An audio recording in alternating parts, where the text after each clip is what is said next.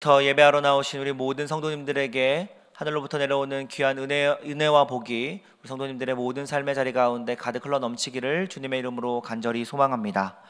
2024년의 마지막 달을 맞이하며 또 교회력상으로는 새해인 우리 주님의 오심을 기다리는 대림절 첫 번째 주가 시작되었습니다. 대림절이라고 하는 이 교회의 시간은 그리스도인들에게 시간의 신비를 가장 예민하게 느끼게 해주는 절기입니다. 해를 마무리하는 시간인 이 12월을 전후해서 이 대림절이 있기 때문에 그것을 맞이하면서 또 신앙적으로는 새해를 시작하는 절기이기도 하고 또 이 이미와 아직이라고 하는 이 긴장감과 설렘 안에서 기다림의 시간을 경험하도록 해주기 때문입니다. 이미라는 것은 우리 주님이 이미 탄생하셨다라고 하는 것이고, 아직이라고 하는 것은 그러나 그 주님이 아직 안 오셨다는 것인데, 그렇기에 모든 그리스도인들은 이 이미와 아직 사이에 긴장과 설렘으로 살아가는 존재입니다. 다른 말로 하면 이 대림절은 시간의 앞과 뒤를 돌아보는 절기입니다. 이미 탄생하신 아기 예수를 축하하기 위해 우리는 과거, 즉 뒤를 돌아봐야 합니다. 이때 우리의 마음은 설렘입니다. 동시에 예수님께서 승천하실 때에 다시 오시겠다 이렇게 약속하셨기에 그 약속하신 대로 더 충만하게 우리에게 오실 것을 믿으며 아직 오시지 않은 그분의 재림을 기다리는데, 그런 측면에서 대림절은 또 미래, 즉 앞을 바라보는 시간입니다. 이때 우리 마음은 긴장입니다. 왜냐하면 그분은 심판주로 다시 오실 것이기 때문입니다. 사실 매년 이 대림절이 반복되다 보니까 혹이라도 이 익숙함의 설렘과 긴장감이 덜해지지 않을까 조바심이 일어나기도 하지만, 그러나 매해 어김없이 피고 지는 꽃과 낙엽을 바라보며 그것을 바라보면서 어김없이 또 와, 참 예쁘다, 참 아름답다 이렇게 감동하는 우리인 것을 다시 한번 생각해 볼 때, 익숙함이 반드시 긴장감과 설렘을 방해하는 요소는 아닌 것 같습니다. 김용택 시인이 첫사랑이라는 시에서 사랑은 시든 게 아니라네, 다만 우린 놀라움을 잊었네 라고 말했듯이, 만약 대림절이 매해 반복되는 그런 절기이기에 그 익숙함 때문에 긴장감과 설렘을 혹시나 잃었다면, 아직 주님의 사랑이 시들지 않았는데에도 그저 우리만 놀라움을 잊은 것은 아닐까 다시 한번 되돌아보게 됩니다. 그래서 오늘 본문 말씀은 우리를 하나님의 뜨거운 사랑 앞에 다시금 세우고 설렘과 놀라움을 회복하기를 요청하고 있는 본문이라 이야기할 수 있겠습니다. 구약성경에서 이사야 선지자는 말씀합니다. 우리 2장 2절 말씀 같이 한번 읽겠습니다. 말일에 여호와의 전에 산이 모든 산꼭대기에 굳게 설 것이요 모든 작은 산 위에 뛰어나리니 만방이 그리로 모여들 것이라. 아멘. 오늘 말씀 바로 앞에 있는 이 이사야 1장 21절부터 31절 말씀에 보게 되면 이사야 선지자는 이 이스라엘의 미래에 대하여서 상반된 두 가지의 의견을 앞에 구절을 통하여서 제시하고 있는 것을 볼 수 있습니다. 하나는 회개하는 자이고 또 다른 하나는 회개하지 않는 자, 회개를 거절하는 자에 관한 것인데, 이 둘을 하나님께서는 분명 다르게 취급하실 것이다 이렇게 언급하고 있습니다. 하나님은 회개하는 자를 정결케 하셔서 성결한 모습으로 회복시킬 것인데, 이것을 가능하게 하는 것은 이스라엘 자신의 의가 아니라 하나님의 구속의 은혜입니다. 그러나 회개하지 않는 자는 반드시 수치를 당하게 되고 또 심판을 당하게 되고 멸망에 직면하는 그러한 심판을 받게 될 것이라 하는 것입니다. 그러면 이 모든 일이 언제 이루어질까요? 이사야 선지자는 이 모든 일이 이루어지는 때가 바로 이 말일이다, 이렇게 말씀하고 있습니다. 현재의 모순과 실패를 뛰어넘는 하나님의 구원이 바로 이 말일이라고 하는 날에 기대되는 하나님의 선물이라는 것입니다. 말일에는 성전이 서 있는 시온산이 모든 산들 위에 영광스럽게 솟아오르게 될 것입니다. 사실 이 산은 외적으로만 보았을 때는 전혀 크거나 또 위험이 있는 산이 아닙니다. 더구나 현재 이 산은 열방의 침략자들에게 지금 능멸을 당한 실망과 또 환멸의 산일 뿐입니다. 그러나 이 산이 모든 산들 위에 설 수 있는 것은 여호와 하나님께서 바로 그곳에 서 계시기 때문에 그렇습니다. 그렇게 시편 68편 16절에서 시인은 이렇게 노래합니다. 함께 읽겠습니다. 너희 높은 산들아 어찌하여 하나님이 계시려 하는 산을 시기하여 보느냐. 진실로 여호와께서 이 산에 영원히 계시리로다.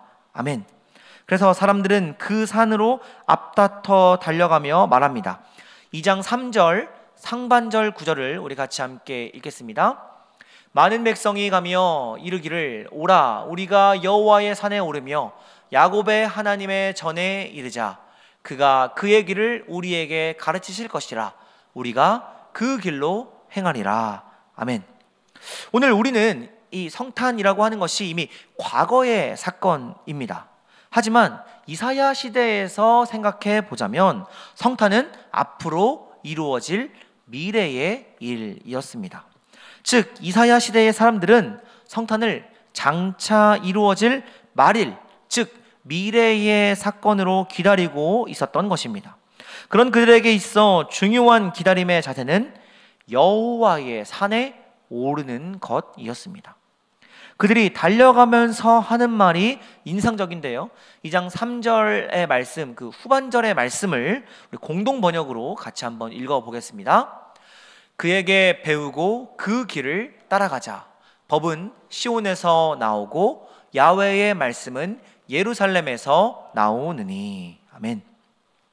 하나님께 배우고 하나님의 길을 따라갈 때에 회복은 바로 거기에서부터 시작된다라는 것입니다.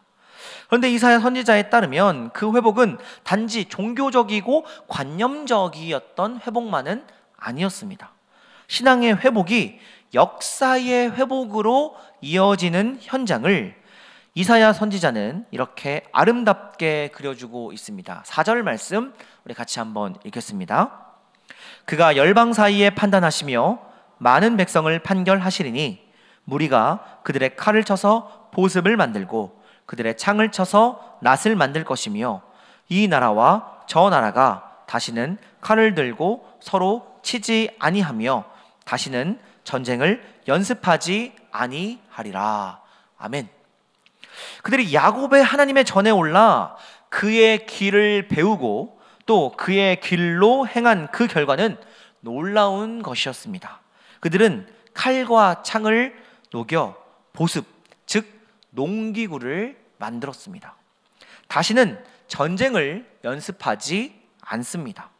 사람을 죽이는 칼을 녹여 쟁기를 만들 때 그들은 어떤 마음을 갖게 되었을까요?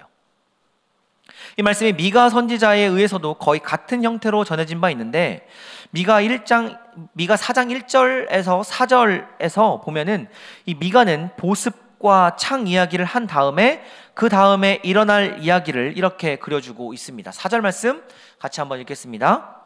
각 사람이 자기 포도나무 아래와 자기 무화과 나무 아래에 앉을 것이라.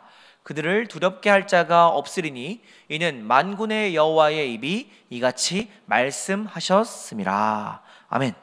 각 사람이 자기 포도나무 아래에 자기 무화과 나무 아래에 앉을 것이다, 이렇게 말씀하고 있습니다.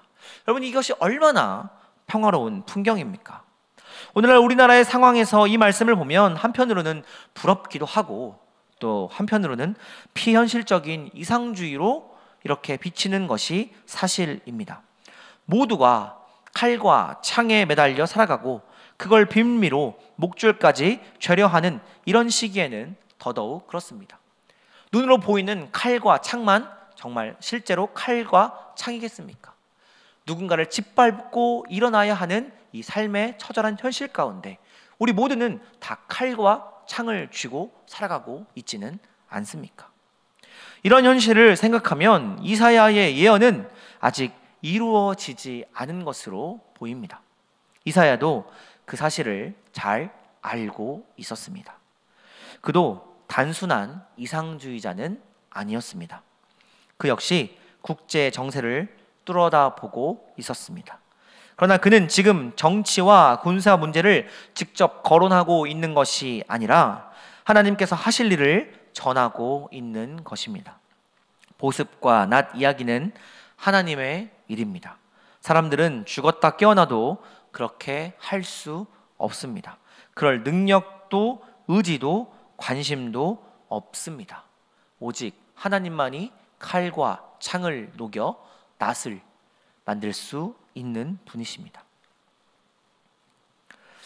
그렇기에 그리스도인이란 어떤 사람입니까? 그가 그의 길을 우리에게 가르치실 것이라 우리가 그 길로 행하리라 이렇게 노래하며 실제 우리가 살아가는 이 삶의 자리 속에서 이 역사의 한 복판에서 무기를 쳐서 농기구를 만드는 사람, 그런 사람이 바로 그리스도인 아니겠습니까? 자기 포도나무와 무화과나무를 가꾸며 이웃의 것을 탐하지 않는 사람, 그런 사람이 그리스도인 아니겠습니까? 평화를 실천하는 사람, 그런 삶의 자세가 바로 주님을 기다리는 그리스도인의 자세이고 여호와의 빛에서 행하는 자 아니겠습니까? 우리는 대개 이런 말씀들을 종교적 언어로만 이해하고 종교적 범주에서 그저 아멘 하며 지나가기 십상입니다. 하지만 절대로 그렇지 않습니다. 우리가 정말 우리의 정체성을 나는 그리스도인입니다 라고 이렇게 가지고 여호와의 빛에서 행하는 자입니다 이렇게 고백하는 사람이라면 사람을 죽이는 무기에 기대어 살 것이 아니라 사람을 살리는 농기구를 더 선호해야 합니다. 바로 그러한 삶이 긴장과 설렘으로 주님을 기다리는 성도의 모습입니다. 종말에 대하여 말씀하고 있는 마태복음 24장의 말씀은 그날과 그때라는 어떤 상황에 대한 설정으로 시작됩니다. 마태복음 24장 36절의 말씀을 같이 한번 읽겠습니다. 그날과 그때는 아무도 모르나니 하늘의 천사들도 아들도 모르고 오직 아버지만 아시느니라. 아멘. 여러분, 여기서 예수님께서 말씀하시는 이 그날과 그때는 언제일까요? 이사야 선지자가 언급했던 이 말일, 즉 현재의 모순과 실패를 뛰어넘는 하나님의 심판과 구원이 마침내 역사 속으로 찾아오는 그때, 그날입니다. 이때 사람들은 여호와의 산에 올라야 합니다. 오늘 우리가 함께 읽었던 본문 3절의 말씀과 같이 야곱의 하나님의 전에 이르자 그가 그의 길을 우리에게 가르치실 것이다 이렇게 노래하며 역사 속에서 우리 삶의 태도를 바꾸며 살아가야 합니다. 그러나 문제는 그날과 그때를 우리가 알 수 없다는 데 있습니다. 그날과 그때를 모른다는 것.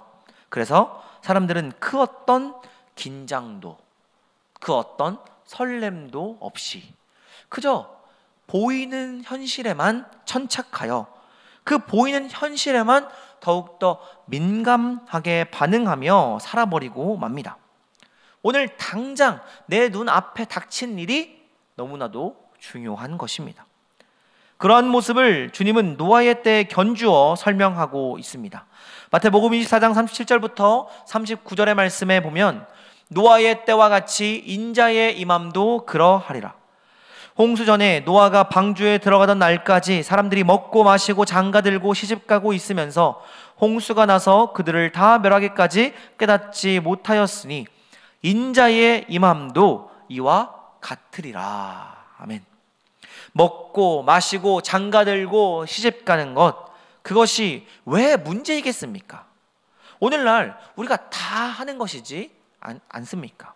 그러나 문제는 그 일에만 온통 우리의 마음을 빼앗겨서 그 날과 그때가 다가오는 것을 깨닫지 못하고 있다는 사실에 있습니다. 언제까지 그랬습니까? 홍수가 나서 그들을 다 멸하기까지였습니다. 그렇기에 주님의 결론은 이렇습니다. 24장 42절의 말씀입니다. 그러므로 깨어있으라. 어느 날에 너희 주가 임할는지 너희가 알지 못함이니라. 44절의 말씀 우리 같이 함께 읽겠습니다. 이러므로 너희도 준비하고 있으라. 생각하지 않은 때에 인자가 오리라. 아멘. 사랑하는 여러분, 그리스도인이란 어떤 사람입니까? 먹고 마시고 시집가고 장가가고 같은 일터에서 밭을 매거나 맷돌을 돌리지만 그 마음 가운데 긴장과 설렘을 품고 살아가는 사람, 그 사람이 바로 그리스도인이라는 것입니다. 나는 사랑하고 있는 걸까? 그래, 기다리고 있으니까. 이 프랑스의 철학자이자 비평가인 롤랑 바르트가 한 이야기입니다. 여러분은 정녕 사랑하고 계십니까? 생텍쥐베리의 어린 왕자에도 내가 오후 4시에 온다면 나는 3시부터 행복해질 거야. 시간이 가면 갈수록 그만큼 나는 더 행복해질 거야. 이런 대사가 있지 않습니까? 사랑하는 사람만이 진정 긴장할 줄 알고 사랑하는 사람만이 진정 기다릴 줄 압니다. 누군가의 부재가 내게 그리움이 되는 건 내가 그를 애타게 갈망하고 있다는 증거입니다. 이 바르트의 말을 뒤집어 보면 여러분, 예수님을 기다리고 계십니까? 그러면 여러분은 예수님을 사랑하고 있는 것입니다. 그러나 예수님과 멀어져도 그다지 우리 주님이 그립지 않다면 나는 정말 예수님을 사랑하고 있는 걸까? 스스로 점검해 보아야 합니다. 성도는 기다림의 존재입니다. 그런데 그냥 기다리지 않습니다. 내가 애타게 기다리고 있는 그가 가장 좋아할 모습을 갖추고 기다립니다. 로마서의 말씀에서도 바울은 말씀하고 있습니다. 로마서 13장 11절부터 12절 말씀 같이 한번 읽겠습니다.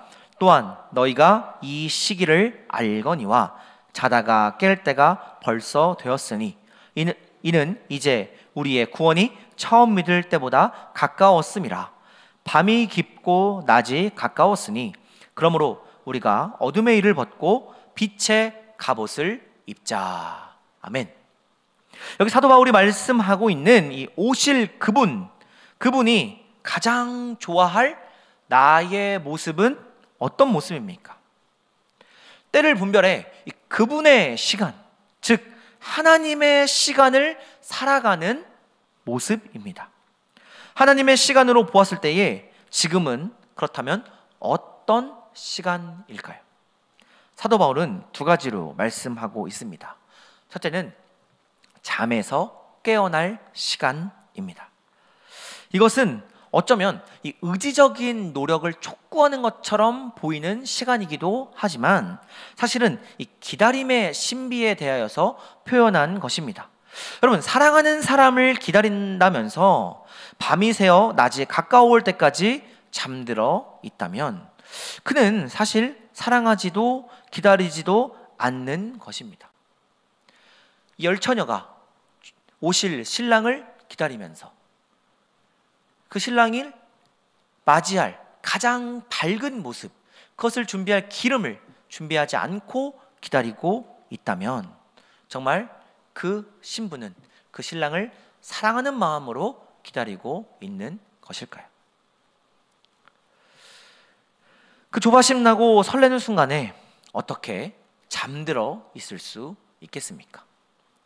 물론 바울이 말하고 있는 이 잠이라고 하는 것은 이 눈을 감고 깊은 잠에 빠져 있는 상태, 이것을 말하는 것은 아닙니다.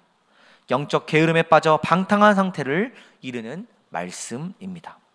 영적 게으름 속에서 이 세대의 가치관에 동화되어 살아가는 상태이고, 그리스도 안에서 영적 기쁨을 누리며 살기보다는 세상 사람들이 제시한 이 행복의 조건을 이렇게 저렇게 마련하느라 동분서주한 상태입니다. 만약 우리가 이런 잠에 빠져 있다면 오늘부터 시작되는 이 대림절은 바로 이 잠에서 깨어날 시간입니다. 두 번째는 이 어둠의 일을 벗어야 할 시간입니다. 라틴어로는 이 구절을 어둠의 일을 거절하고 라고 이렇게 번역하고 있는데, 가장 적절한 번역으로 평가를 받고 있습니다. 그 어둠의 일이 종교적인 것이든 혹은 윤리적인 것이든 주님을 기다리는 성도의 자세는 거절하는 자세입니다. 그리고 더 나아가 사도 바울은 지금은 빛의 갑옷을 입어야 할 시간이다, 이렇게 말씀하고 있습니다. 어둠의 일을 벗고 라고 하는 이 말씀이 소극적인 명령이라면, 이 빛의 갑옷을 입자라고 하는 것은 적극적인 명령입니다. 빛의 갑옷을 입는 것은 무엇으로 옷 입는 자입니까? 로마서 13장 14절 말씀 같이 한번 우리 노란색으로 된 부분만 읽겠습니다. 오직 주 예수 그리스도로 옷 입고. 아멘. 예수 그리스도로 옷 입는 것입니다. 옷은 그 사람을 나타냅니다.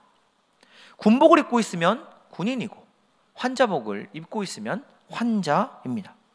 예수 그리스도로 옷 입은 사람은 예수 그리스도의 사람입니다. 지금 우리는 어떤 시간을 맞이하고 있습니까?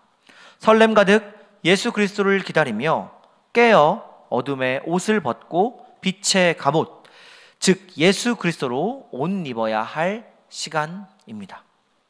이 토마스 아퀴나스라고 하는 사람이 이 그리스도인들이 그리스도로 옷 입고 살아갈 미와 완덕은 여러 가지로 드러나는데, 그것은 예배와 말씀과 기도에 충실한 삶입니다, 이렇게 이야기했습니다.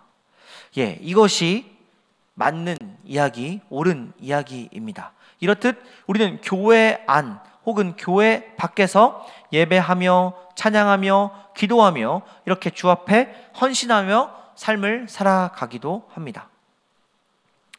그러나 또 오늘 이사야 선지자에게 있어 그러한 삶은 하나님의 산에 올라 그의 길을 배우고 그의 길로 행하는 것입니다. 즉 무기를 녹여서 보습을 만드는 삶입니다. 사랑하는 여러분, 대림절은 이 라틴어로 어드벤투스라고 합니다. 그런데 이와 어원이 동일한 영어 단어가 하나 있는데, 그것이 바로 모험을 뜻하는 어드벤처입니다. 우리가 주님의 오심을 기다린다는 것은 그저 가만히 기다리는 것이 아닙니다. 세상에 사랑과 공의와 평화를 가져오실 그리스도를 기다린다는 것은 우리를 믿음의 모험으로 초대하는 것과 같습니다. 모험을 떠나는 탐험가의 하루하루는 예측할 수 없는 위험이 도사리고 있습니다. 그러나 탐험가는 그 위대한 발견을 할 수 있다는 소망으로 온 신경을 곤두세우고 미지의 땅으로 터벅터벅 그 길을 걸어 나갑니다. 사람들이 우매한 짓이라고 손가락질하기도 합니다. 그러나 모험가는 익숙하고 편안한 삶을 뒤로 하고 그렇게 정글 속으로 사막 한가운데로 들어갑니다. 모험가는 자신의 여정 가운데 일어나는 모든 일을 허투루 보내는 일이 없습니다. 숲에서 들리는 작은 소리, 작은 잎새의 흔들림에도 긴장하고 바람의 냄새에도 민감하게 반응하며 그 너머에서 일어나는 일이 무엇일지에 대해서도 깊이 신경 씁니다. 그렇게 하루를 걸어간 후 칠흑 같은 어둠이 찾아오면 모험가는 안전한 자리에서 동이 트기를 기다립니다. 우리의 기다림은 어떻습니까? 바라기는 대림의 절기를 맞이하여 우리 주님의 사랑은 조금도 시들지 않았는데 우리 가슴에 놀라움이 사라진 것은 아닌지 성찰하며 이 대림의 절기 가운데 긴장과 설렘이 가득하며 다가오는 성탄절도 그리고 주님 다시 오시는 그날도 저와 여러분 우리 모두에게 그 날이 그 말일이 진정 축제의 날이 되기를 주님의 이름으로 간절히 축원합니다. 기도하겠습니다.